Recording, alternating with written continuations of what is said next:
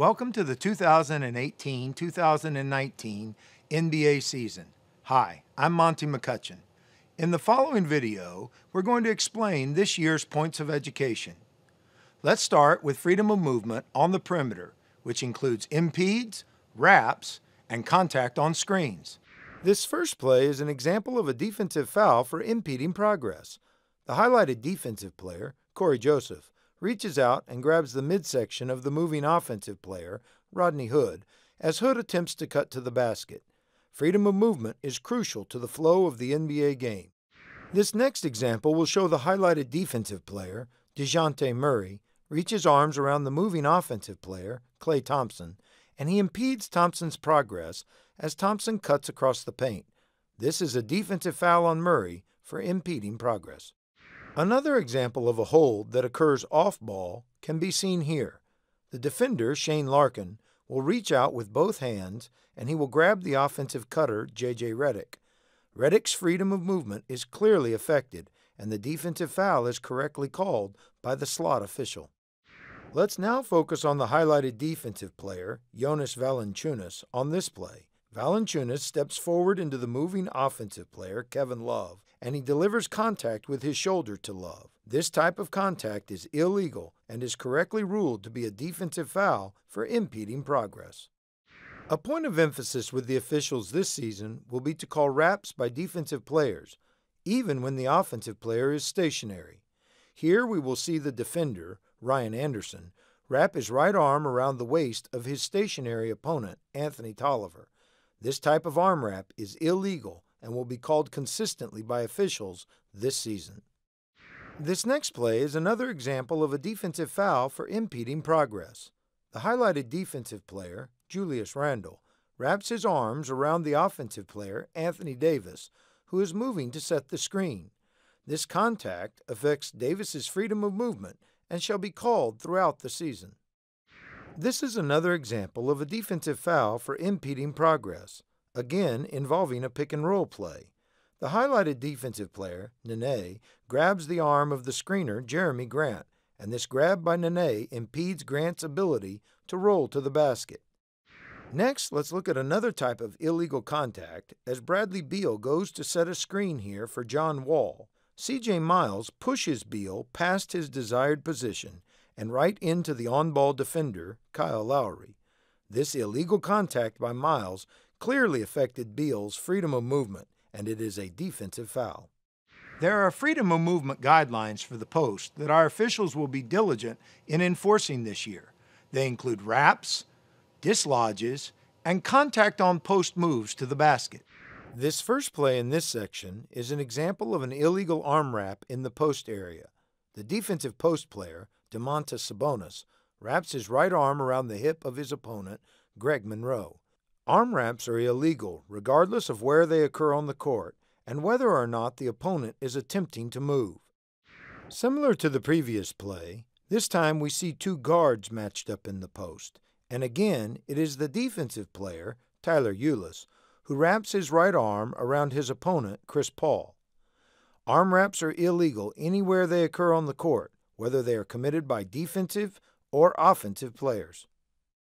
This next example will show a post defender using both arms to affect his opponent's freedom of movement.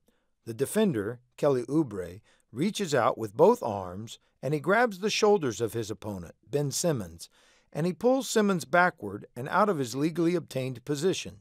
Oubre's actions clearly affected the freedom of movement of Simmons, and a defensive foul is warranted. The guidelines for freedom of movement apply to offensive players as well. Here, DeMarcus Cousins uses his left arm to grab and hold off his legal defender, Rudy Gay. This illegal contact by Cousins prevents Gay from being able to defend the entry pass, and an offensive foul should be called on this play. This next play is an example of an offensive foul for clamping an opponent's arm. The highlighted offensive player, Jeremy Grant, uses his left arm to lock and hold Myers Leonard's left arm, limiting Leonard's ability to defend the play. This is an offensive foul. Similar to the previous play, we see an offensive post player, Paul Millsap, clamp his legal defender. Millsap uses his right arm to clamp defender Evan Turner's arm, preventing Turner from defending the play. The next two examples will focus on jersey grabs. The highlighted defensive player, Stanley Johnson, reaches back and illegally grabs the uniform of Timofey Mozgov, who is calling for the ball in the post. This illegal uniform grab clearly restricts Mozgov's freedom of movement, and thus, this is a defensive foul that needs to be called. Next, we will see an example of an offensive foul for a uniform grab. The offensive post player, DeAndre Jordan, reaches back and grabs the jersey of his opponent, Karl-Anthony Towns. Jordan's shirt grab clearly affects Towns' ability to move freely and to defend the play, and an offensive foul should be called here. The post defender here, Cheick Diallo, uses his right knee to dislodge his opponent Kevin Love as Love attempts to establish position in the painted area. A defender may legally position his leg between the legs of an offensive player in the lower defensive box to maintain his position, but once the defender's foot is lifted off the floor, dislodging his opponent as we see here, a foul should be assessed. Offensive post players are not allowed to dislodge their legal defenders either. Here, the highlighted offensive player, Steven Adams, will extend both of his arms and he will push his legal defender, Marquese Chriss, in the back. This illegal contact dislodges Chriss, and an offensive foul should be whistled. Let's next take a look at two plays in succession. First, we will focus on the contact in the post as the offensive player, Dwight Howard, goes to the basket. The defender, Bismack Biyombo, steps forward and to his left, body-checking Howard and dislodging him as he attempts to curl into the paint. This is a defensive foul on Biyombo for affecting the rhythm and balance of the offensive player. Now let's look at another matchup between the same two players in the same game, and we can focus on the difference in the two plays.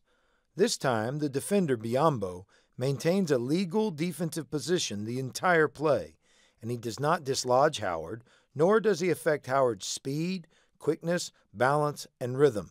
This is a legal defensive play and a good guide for all post defenders. Our Respect for the Game guidelines define the standards of game decorum. They emphasize mutual respect with players, coaches, and referees all working together. Following the defensive foul on this play, the highlighted defender, Carmelo Anthony, commits an overt gesture in resentment to the call by air punching toward the official. This type of overt air punch will be met with a technical foul, as it exceeds the Respect for the Game guidelines, whether it is directed toward an official or not. On this next play, the highlighted offensive player, Kyle Anderson, will commit an overt act as he yells and claps directly at an official in resentment to the no call on the play. This type of reaction is overly demonstrative, and it exceeds the Respect for the Game guidelines. This next play will show an example of a technical foul for approaching an official in an overly aggressive manner. DeMar DeRozan is called for a defensive foul on the play, and he gets up and approaches the official while yelling and gesturing about the ruling. This type of reaction exceeds the guidelines and will be addressed with a technical foul. The highlighted player on this play, Michael Kidd-Gilchrist, will react to the non-call by throwing his mouthpiece to the floor. This type of reaction exceeds the Respect for the Game guidelines, and a technical foul was correctly assessed. Note that had the mouthpiece been thrown into the stands in a comparable manner, the player would be ejected. After this next play concludes, the highlighted player, Dwight Howard, will commit an overt act when he spikes the ball and it then bounces up into the stands. A technical foul will be assessed for this type of action. Also note, if a ball enters the stands with force as a result of a non-basketball play, the player will be automatically ejected from the game. Let's next shift to reactions that do not immediately earn a technical, but the continued actions of the player put him in jeopardy. Here, Paul George reacts to the foul by approaching the referee and voicing his displeasure. After his initial reaction, George then elevates the situation as he slams the ball to the floor and then tosses it all the way down the floor. George's reaction did not dissolve, and thus he was assessed a Respect for the Game technical foul. As we know, players are allowed to react to a call with which they disagree, provided the reaction is not overly demonstrative, disrespectful, or prolonged. Here, Devin Booker initially has an allowable heat-of-the-moment reaction to the foul call, but that reaction does not dissolve, and instead it continues past the point where it exceeds the respect for the game guidelines. A technical foul was then assessed for this heat-of-the-moment reaction that did not dissolve. Now that we have examined a wide range of reactions that exceed the respect for the game guidelines, next let's look at some examples of reactions and interactions that are acceptable. This first example shows Nicolas Batum reacting to the foul call against him by hopping slightly before then turning away from the official and clutching the ball. This heat-of-the-moment reaction was neither overly demonstrative nor was it prolonged, and therefore there was no need for the official to issue a technical foul, as this type of reaction is acceptable. The following series of clips show several examples of positive and legal interactions between players and officials. The players depicted in these examples approach the officials calmly, and they ask their questions to the officials in a respectful manner. Each player maintains his composure, avoids being overly demonstrative, and the positive interaction concludes in a reasonable amount of time.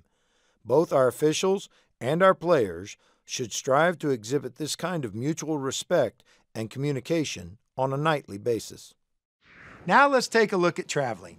It remains an important piece of effectively officiating in the NBA. Here are a few examples. This first play in this next section is an example of a traveling violation resulting from a player moving his pivot foot before releasing the ball on the dribble. Klay Thompson receives the ball and legally establishes his right foot as his pivot foot. As he turns and faces the basket, he lifts and replants that right foot without releasing the ball on the dribble. This is a traveling violation and should be called immediately. On this next play, we will again see a traveling violation that occurs as a player receives the ball and then turns to face the basket. Tyreke Evans receives the pass with his back to the basket, and he steps first with his left foot and then his right as he turns and faces up. This violation must be called consistently by our officials.